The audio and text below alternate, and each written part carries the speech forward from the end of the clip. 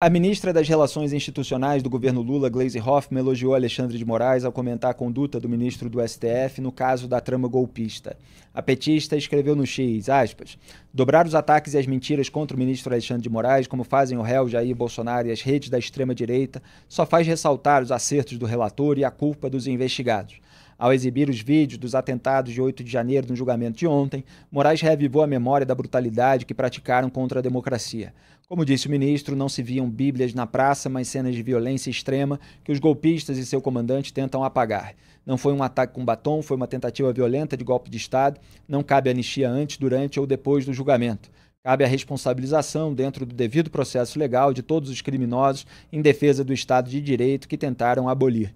Fecho aspas. Daí a Gleisi servindo de porta-voz do Lula, o Lula tenta fazer um discurso mais ponderado, apesar de toda a hipocrisia, de todo o cinismo dele, que diz que não faz uma coisa que faz na frase seguinte, a Gleisi chega tratorando no sentido mais malicioso. E ela não tem o menor pudor de se alinhar completamente ao STF, ao Alexandre de Moraes, contra o bolsonarismo, o que só faz acirrar essa polarização que é exclusivamente eleitoral e fortalecer até a narrativa bolsonarista.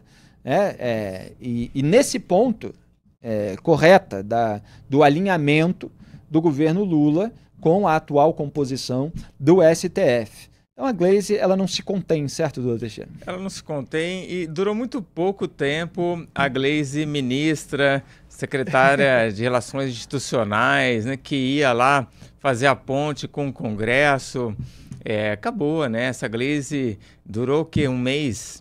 Já voltamos aí a Gleisi, presidente do PT de 2024, que fala nesses termos, né? Elogia o Alexandre de Moraes, fala da extrema-direita, e ela que foi promovida a ministra ali com essa função, com uma função diferente dessa de ficar atacando todo mundo nas redes sociais.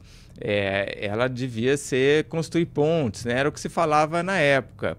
Como é que ela vai construir pontes com o centrão ou com a direita moderada quando ela age dessa maneira aí nas redes sociais?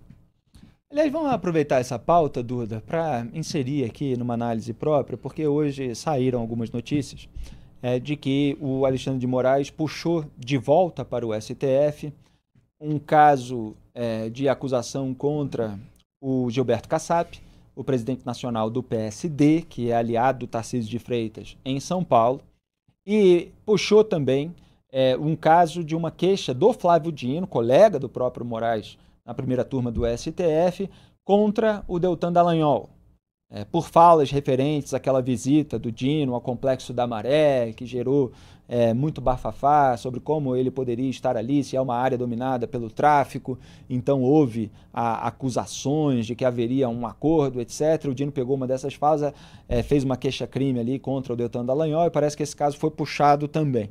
O que está acontecendo nesse momento para você que pegou uma outra coisa no debate público por alto? O que aconteceu foi que em 11 de março, como a gente mostrou quando a gente fez a análise essa semana de uma intervenção do Fux no julgamento do Bolsonaro na primeira turma, no dia 11 de março, o STF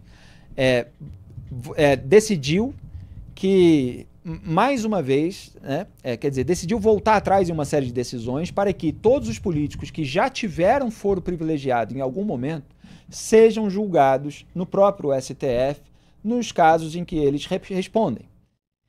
Então o STF tomou essa decisão. Quando tomou essa decisão, o que eu comentei aqui no Papo Antagonista? Naquele dia 11 ou no dia 12 que a gente comentou a própria decisão, eu falei, olha, os ministros do STF estão querendo concentrar poder, estão querendo ter o poder de julgar os políticos, porque assim eles têm uma carta na manga contra esses políticos, que são as pessoas que eventualmente podem abrir um processo de impeachment contra um desses ministros, que podem abrir uma comissão parlamentar de inquérito, a CPI.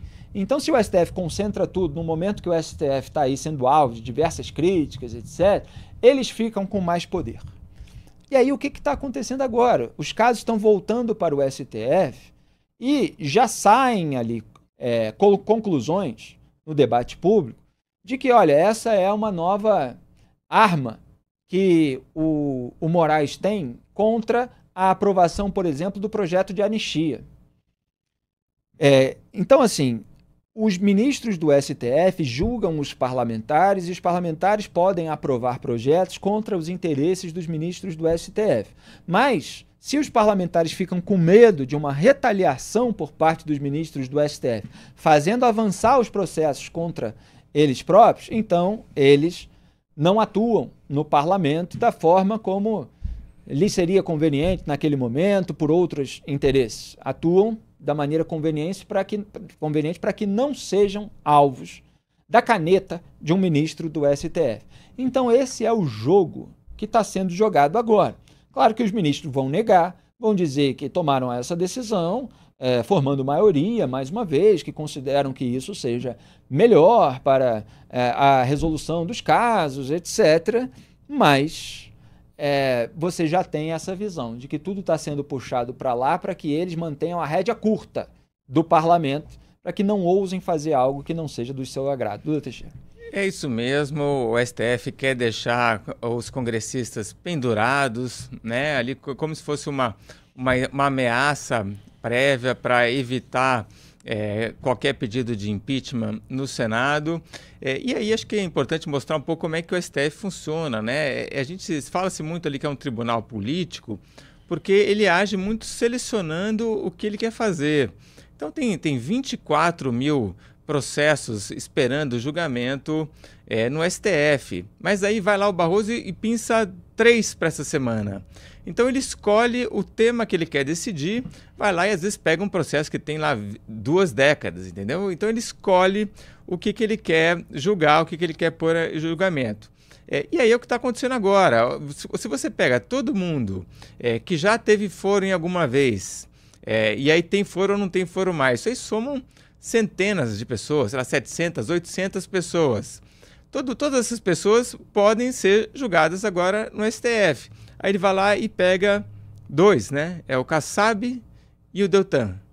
Então, por que não pegou todos os outros, né? Então, assim, é muito seletivo, é muito discricionário e aí é natural que se imagina que isso está sendo feito com interesse político. E o Kassab, ele tem muita força sobre o governo de São Paulo, sobre o próprio bolsonarismo, de certa forma, porque ele está ali na interlocução. E o Deltan Dallagnol tem feito críticas aí bastante incisivas em relação ao Alexandre de Moraes. Lamento que não aponte a gravidade da conduta de Jair Bolsonaro e do restante daqueles que foram indiciados, que foram denunciados e que se tornaram réus. Aqui a gente vai continuar apontando a sujeira de todos os lados.